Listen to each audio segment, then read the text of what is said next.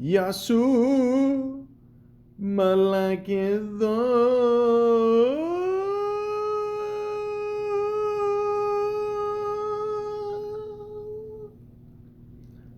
Welcome to the Malaka podcast. Where did Jason Segal go? Ladies and gentlemen, I tend to do a lot of things on this podcast and talk about actors and certain things of certain natures, but I was just thinking the other day, where did this guy go? Where did Jason go? And then all of a sudden, a few days later, I see him on Conan. Because this guy was everywhere at one point. He had a very popular show. I think it was number one. He had a lot of good movies out.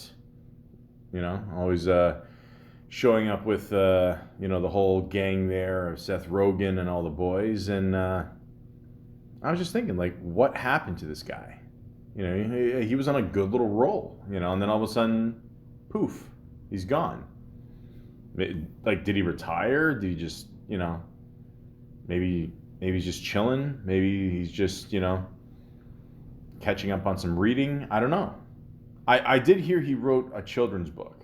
So that's pretty much the only thing I heard about him in the last couple of years. But other than that, I was just wondering where this guy went. So, if you don't mind, I'd like to go on Wikipedia, the free encyclopedia, and talk about a little bit about Mr. Segal here. And let's see what happened. Where did he go? What happened? Where, like, is he gonna come back, or I don't know. I liked him. He's a funny guy. He's got he's a little silly. He's kind of got like a, I don't know, Tom Hanks, Steve Guttenberg kind of thing going. So I'm just curious. What are we gonna see this guy again? Who knows? But let's read on. Jason Jordan Segal. I'm going to go with Segal. Born January 18th, 1980. Is an American actor, comedian, screenwriter, singer / songwriter, author, and producer.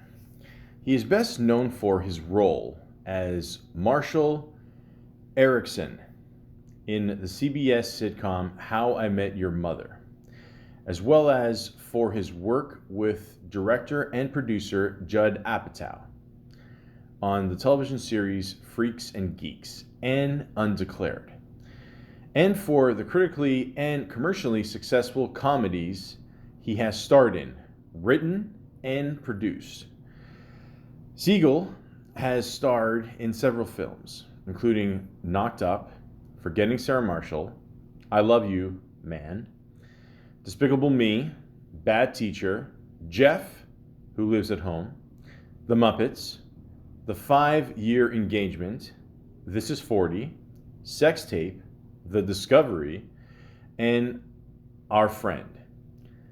His performance as the late author David Foster Wallace in the 2015 film The End of the Tour was met with critical acclaim, earning him a nomination for the Independent Spirit Award for Best Male Lead.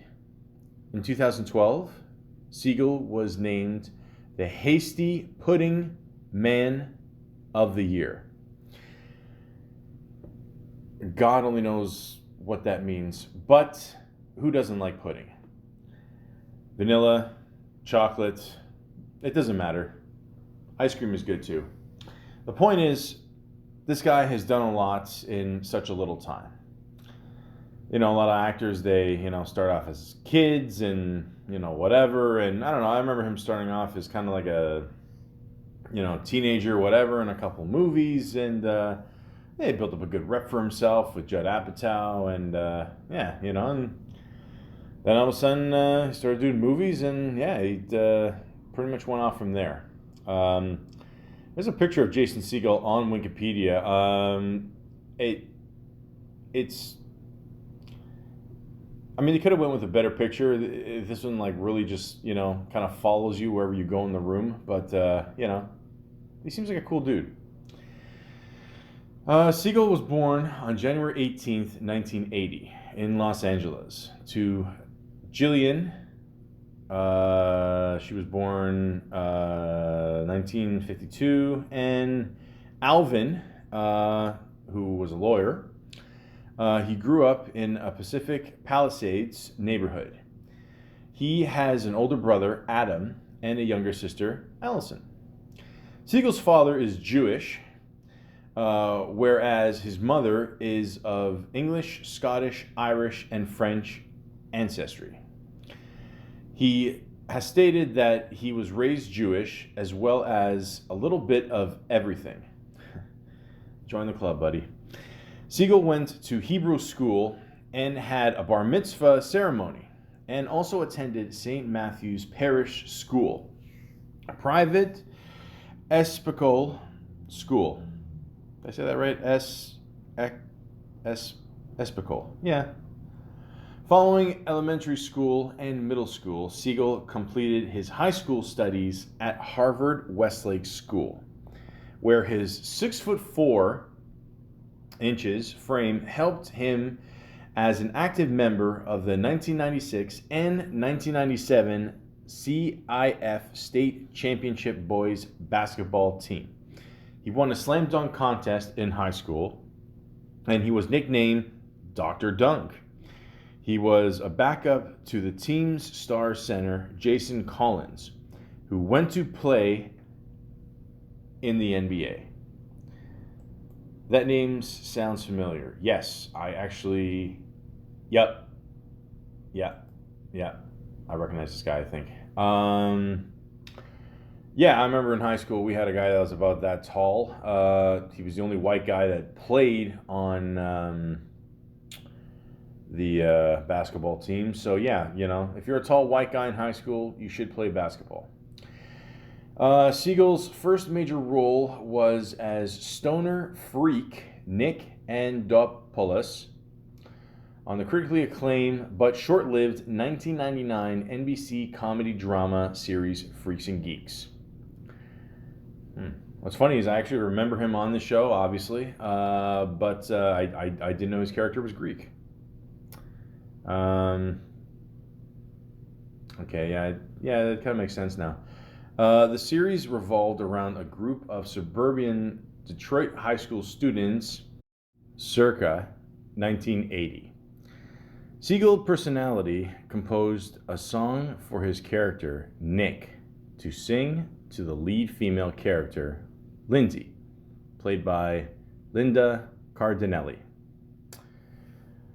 Okay, so we got a Greek guy into music, trying to pursue an Italian. Sounds like where I grew up. So yeah, that's cool. Like I said before, Freaks and Greeks. Yeah, that's what they should have called it. I don't have at the time. Yeah, very good show. Way ahead of its time. It should have got more attention, but hey, like most great shows, I mean, they don't get recognized till years later, so it is what it is. What can you do? And he did end up going out with her for a little while, the woman in real life, Linda Cardinelli, for 5 years. So who had the last laugh? Some random facts about Mr. Jason here. Said he was very often picked on by his classmates for his religion, as he was Jewish, but he attended a Christian elementary school. Yeah, I'm not gonna lie to you guys. I'm 4% Jewish, so I just found that out recently through Ancestry.com. I also found out recently that there's only 14 million Jews in the world. I don't know where I'm going with this, but yeah, don't make fun of someone else's religion. It doesn't matter, if they're Jewish, Greek. It doesn't matter. Just accept them for who they are, because you never know who's going to end up being famous.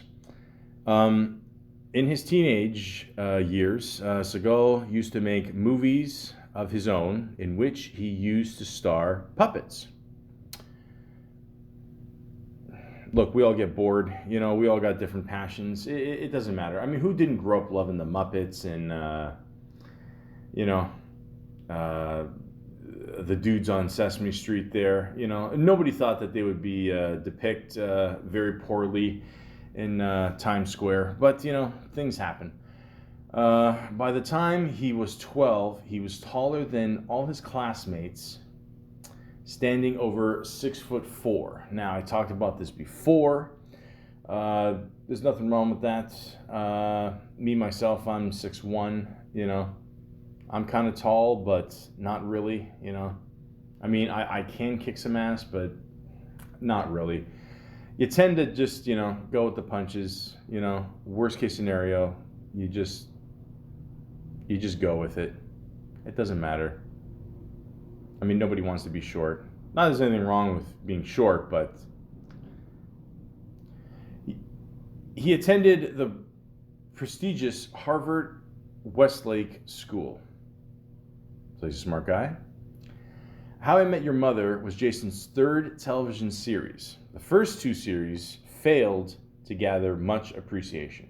But that's true. It happens. There's nothing wrong with that. You're going to have many TV pilots fail if you're an actor, and you just keep going. You hope to win the lottery, get a hit TV show, then you'll be good. No problem. Jason got his first role when he was just 18 years old. I don't remember anything before 20. The point is, Jason Segal, he took a little bit of a break there. He even said, I did about a decade and a half of pure comedy between those movies and then How I Met Your Mother, which was literally every day for 9 years. You poor soul. Think I was just interested in seeing what else I could do. That's true, He seemed like a guy that, that wanted to do a little bit more than just comedy. As he says here, there was a moment around that period, because that was also around when How I Met Your Mother ended, where I was like, I have a blank canvas ahead of me now. Sex Tape ended up doing well, I think, but it didn't feel good. So I got to look forward and say, this is freedom. You can do anything right now. So why don't we walk right into some of the looming questions, like, what if I tried to do just a drama? What if I tried to write and create and run a TV show? I wanted to bump up against my limits, which I hadn't done in a long time. Ladies and gentlemen, I gotta be honest with you. I mean, a lot of actors, when they're off a TV show, they just go into movies, they just keep doing comedies, whatever. They just go with the flow. He was like, you know what? I'm going to take some time off, just relax, think about what I really want to do in life. Because he's done a lot of movies before this, a lot of TV shows, He built up some nice money. There's no rush into doing anything else. Why would you? Just relax, enjoy it. During this coronavirus, we got nothing else to do but just relax anyway. It's nice to have a nice cushion of money, just, well, you can't really do dick all with it now. But the point is, he had a lot to do, and a lot of time on his hands. And you know what? He just wanted to think about what he wanted to do in the future. And that's what he did. Like I said before, he's done a lot of shit before this. And I'm going to go on IMDb here and just tell you a little bit about it. Now, the first thing he ever did was a movie called Can't Hardly Wait. Came out in 1998, and he played the watermelon guy. Ladies and gentlemen, I'm not going to lie to you. There's only one reason to see this movie. Technically two. But, yeah, decent little movie. Kind of a teen romp, whatever you want to call it. It was the 90s. Tons of these movies were coming out. Millennials, over 20 years later, see these relics and say, why aren't more movies like this? And then, people that grew up like me in the 90s are like, stop making movies like this. And but no, in all honesty, it was a decent little movie. I don't remember him at all in this movie. Watermelon Guy. Again, another great joke there. The guys out there, you know what I'm talking about. The point is, I don't remember him in this movie, but again, you got to start somewhere. So the next thing he did, I absolutely remember him in, which is a little movie called Dead Man on Campus. Now, a lot of people have no idea what this movie is. I'm going to tell you. I actually saw this movie at a drive-in, which was the only way to see movies back in the day, if you were my age. That's not true at all, but it was a great way to see movies, Me and my buddy, we would always go, to the drive-in. If you were under 13 years old, you can get in for free, save $10. So for 6 years, we were 10. And this was one of the movies that we saw. It looked pretty funny, had some funny people in it. The main person you would know in this movie is obviously Mark Paul Gosselaar, also known as Zach Morris on Saved by the Bell. I don't know, I think he just finished Saved by the Bell, the college years, whatever. I don't think that was a big hit at all. People were still wanting more of just regular Saved by the Bell. And he just decided to do some movies. And I don't know, I didn't mind this movie. I thought it was all right. And Jason Segal, he's in this movie. He plays a very angry individual called Kyle. I think his character was very much into religion. I think this is where he first met Linda Cardinelli. Ended up being his girlfriend for a bit, and later on they did Undeclared, of course. And his character was funny. He was just a very angry guy. It's pretty much the complete opposite of what Jason was. I remember he had the good line, "Don't fuck with my stuff." That was it. And I actually forgot Allison Hannigan was in this too.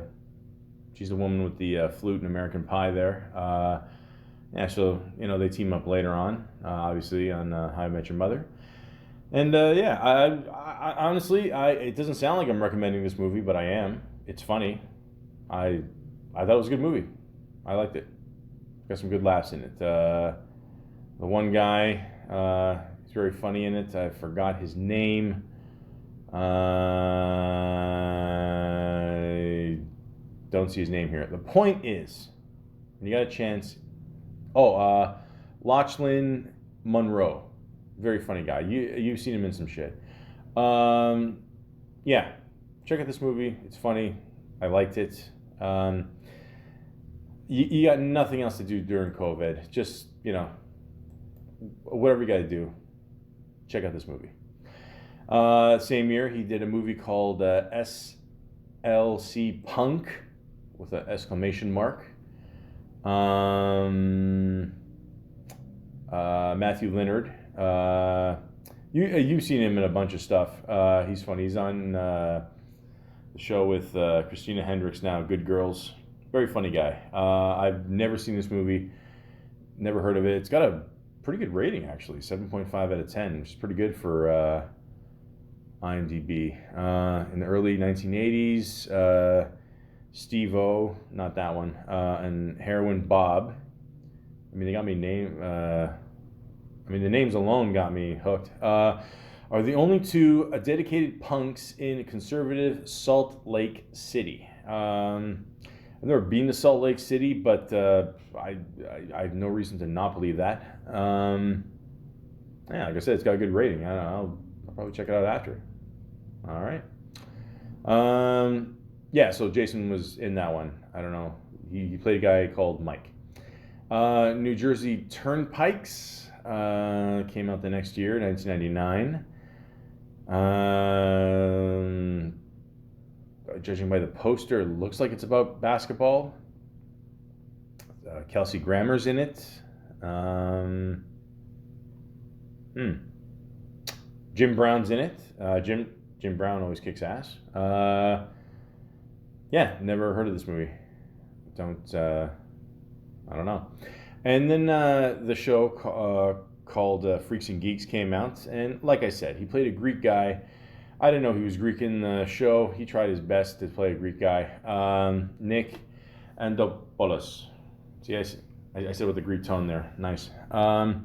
Again, this show was ahead of its time. You know, if this show came out literally like 10 years later, it would be a huge hit. It's one of those shows like people just found out years later. You know, Judd Apatow, was behind this. You watch the show, you see all the boys there. Seth Rogen. When you watch a Seth Rogen movie, you see all the people basically in this show. It's about kids growing up in the 80s. Like I said, it was just bad timing for the show. If it came out years later, it would have been way better. But still recommend it. It's only one season. Like I said, you got nothing else to do during COVID. Just check it out. North Hollywood, which is a TV movie created by Judd Apatow. Struggling actors sharing a house together.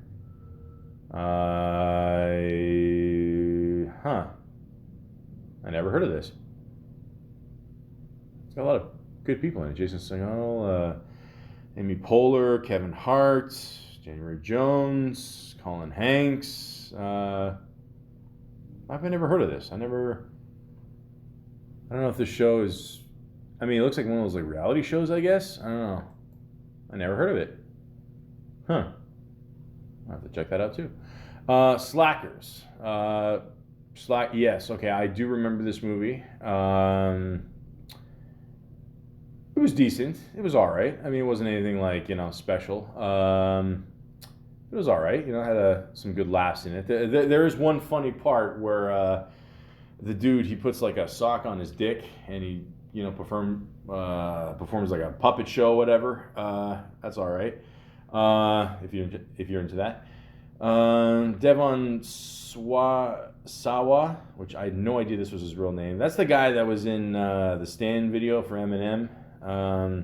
Unfortunately, he did that really shitty movie with John Travolta. I'm really sorry, man. But yeah, Jason Segal was in this. I totally forgot he was in this too. The main guy to watch in this movie is Jason Schwartzman.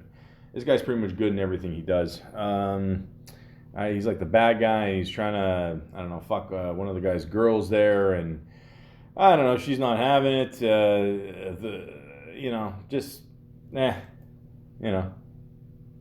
It's a decent little movie. I liked it. 11:14. Never heard of this movie. Decent rating. The events leading up to an 11:14 p.m. car crash from 5 very different perspectives. Never heard of this movie either. Hilary Swank's in it. Colin Hanks. Ben Foster. Patrick Swayze's in it. All right. Jason Segal's in it, obviously, and he plays a guy named Leon. So, 7.2 out of 10. That's it's not bad. I don't know, guys. A lot of these movies I've never heard of. I don't know what to tell you. Then he was in a TV show called Undeclared. I do remember this show. Share the same birthday as this gentleman, Jay Baruchel. I think I'm saying it right. April 9th, 1982. Good little show. I liked it. Apparently, wow, okay, Seth Rogen was in this. Charlie Hunnam, obviously the guy from Sons of Anarchy.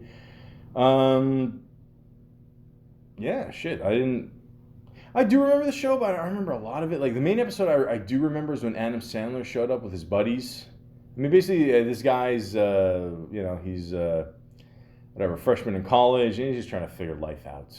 That's all. Another show created by Judd Apatow. So, again, decent little show, but again, it didn't last long. It only lasted 18 episodes. So, still, Judd Apatow, very talented man. Created a lot of careers for a lot of people. So, he just kept going, and trust me, it definitely paid off. Certainly not a fairy tale. That was a short. Didn't see that one. Lolly Love. He plays a guy named Jason. Director Jenna Fisher. Writers Jenna Fisher. I believe that's Pam from The Office. I never heard of this one either. Shit, I got writers for this show that are supposed to, tell me about these things. I don't know. I got nothing here, guys. I'm sorry. I apologize. I've not seen that one. Got a decent little rating there. Harry Green and Eugene. That was a TV series. He plays Eugene. The Good Humor Man. Plays a guy named Smelly Bob. No, I don't know this one. The name alone. Alias. I remember that show. Here's an episode of that. CSI, Crime Scene Investigation. Once again, guys, if you are an actor or actress trying to make it in this business, there's a good chance you will end up on Law & Order or CSI. Bye Bye Benjamin. That was a short he did. Okay, so this is where he starts getting more attention. Judd Apatow movie. Obviously, he did 4-Year-Old Virgin. That was a big hit. People were wondering if he could do it again, and he absolutely did it again. Writer-director Judd Apatow created Knocked Up. And again, it's just Seth Rogen, Katherine Heigl. I don't know her name. Apparently, she doesn't like anybody on the cast. That's another story for another time. That's pretty much the story right there. But anyways, so a whole bunch of funny people were in this, including Jason Segal, Paul Rudd, Leslie Mann, Jay Baruchel. I'm going to learn how to say this guy's name, Baruchel. I think, there you go. Jonah Hill. I mean, very funny movie, But a guy that gets a girl knocked up from a one-night stand, and, they decide to have the kid for some reason. I don't know. But very funny movie, very good. This is he definitely had more classic parts in this one, Jason, and started getting some good recognition for sure. Then 2008 comes, and a little movie comes out called Forgetting Sarah Marshall, where he played the character named Peter Bretner. Now, he didn't direct this movie, but he wrote it. And this movie is fucking hilarious. I think they should give it way more than a 7.1 out of 10. Very funny movie, very well cast.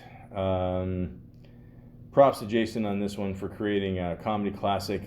This one definitely brought Russell Brand to the acting table. I never heard of that guy until then. It's funny because I watched Russell in this movie, and I thought he was just playing a character.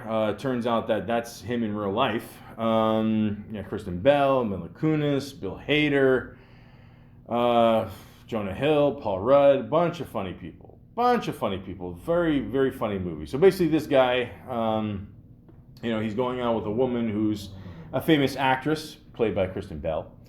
And, for some reason, he's, naked, seeing her in their living room there.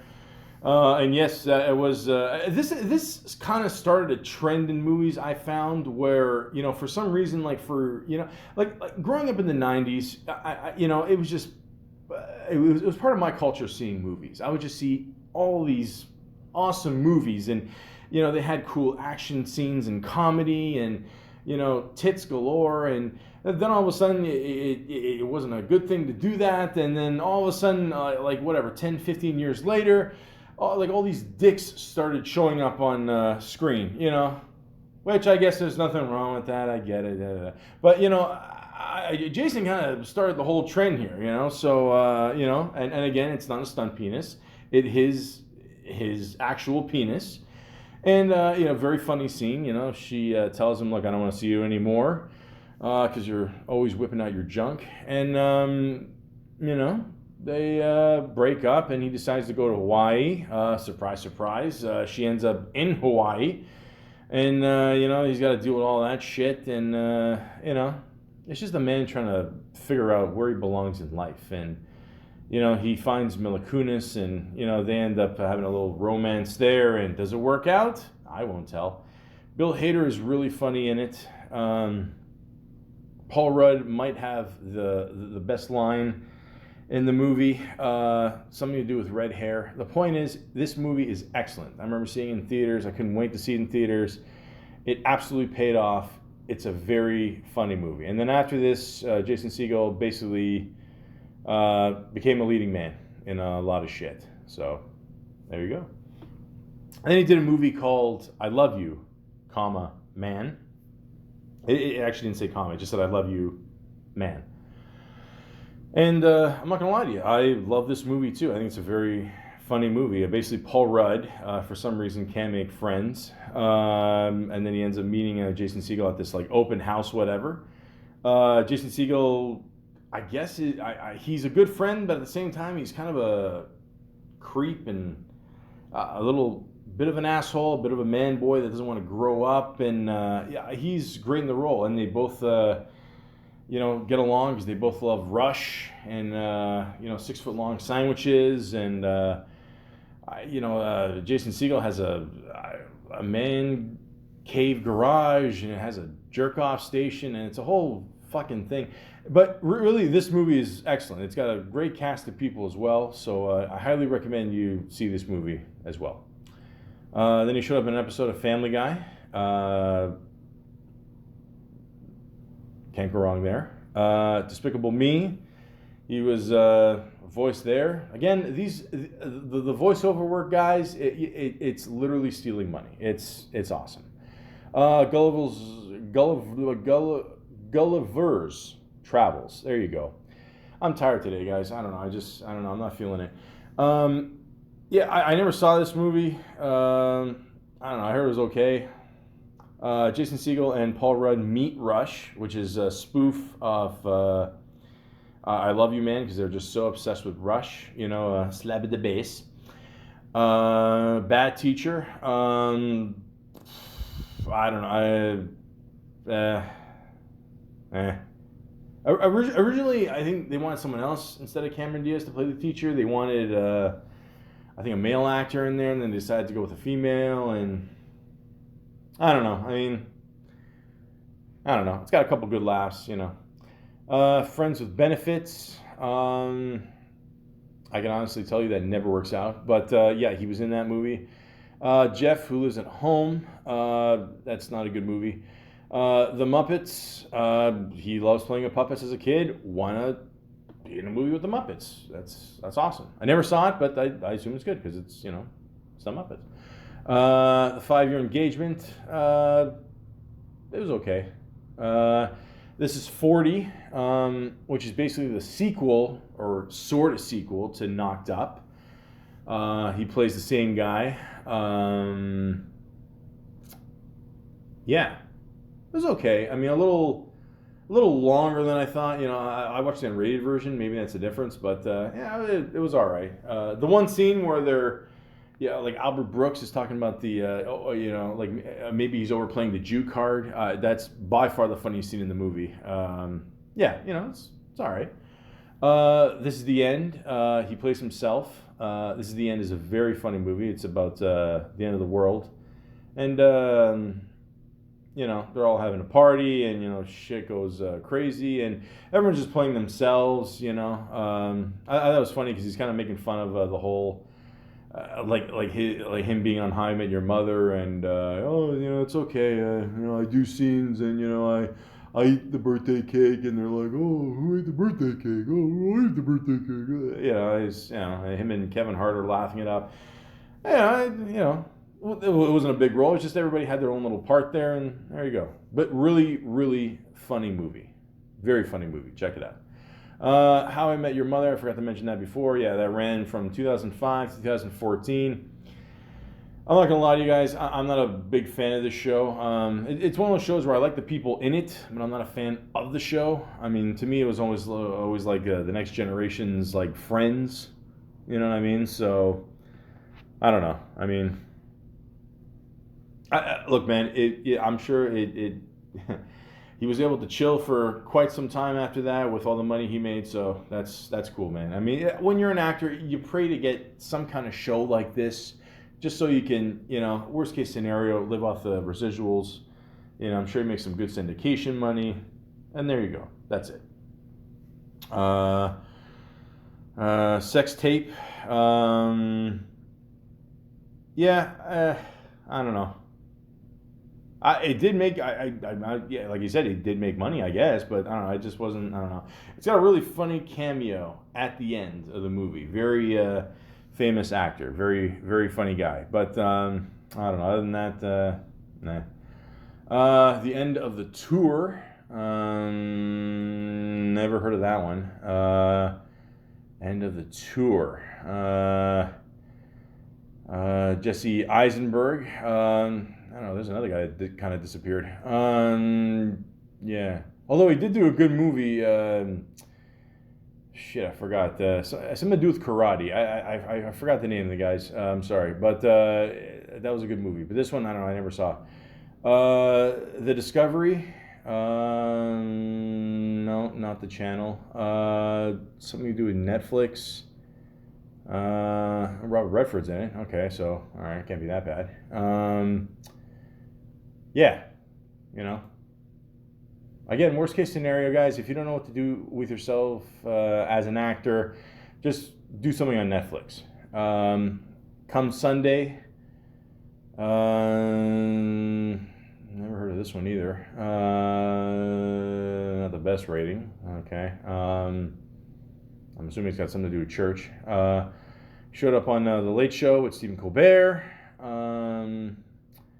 Okay, so, like I said, I haven't seen this guy in a while. All of a sudden, see him on Conan. He's promoting this movie in 2021 that apparently for some reason came out in 2019. I don't know, maybe got delayed with COVID. I mean, who the fuck knows? But yeah, it's called Our Friend, and it's getting really good reviews. It says here, after receiving altering news, I gotta learn how to read, guys. A couple finds unexpected support from their best friend, who puts his own life on hold and moves into their family home, bringing an impact much greater and more profound than anyone could have imagined. I mean, by the description, it sounds like one of those comedies, but I'm told it's pretty good. So, I don't know.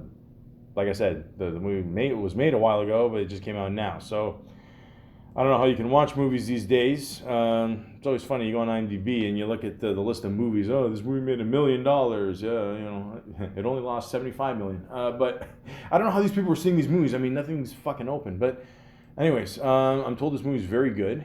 And yeah, there you go. Recently, 2020, he did a TV show called Dispatches from Elsewhere.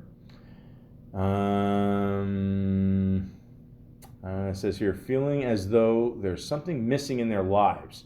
4 ordinary people stumble across a puzzle hiding just beyond the veil of everyday life, and their eyes are opened to a world, a possibility, and magic. I don't know, the way they're posing here, it looks like the Beatles. But, yeah, I don't know, it looks all right. I mean, you never know. Then he did a movie, home movie, The Princess Bride. TV miniseries short, okay. I never watched that movie either. And the recent thing he's got going is post-production of a movie called The Sky is Everywhere. He plays a character called Big.